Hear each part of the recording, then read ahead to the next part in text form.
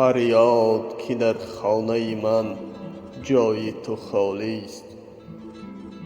فریاد که در خانه من جای تو خالی است.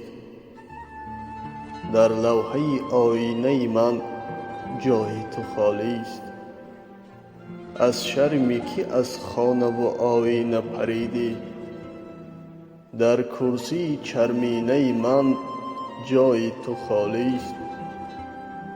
بر هر طرف این همه شب پهلو نگردم، در یک طرف شانه من جای تو خالی است.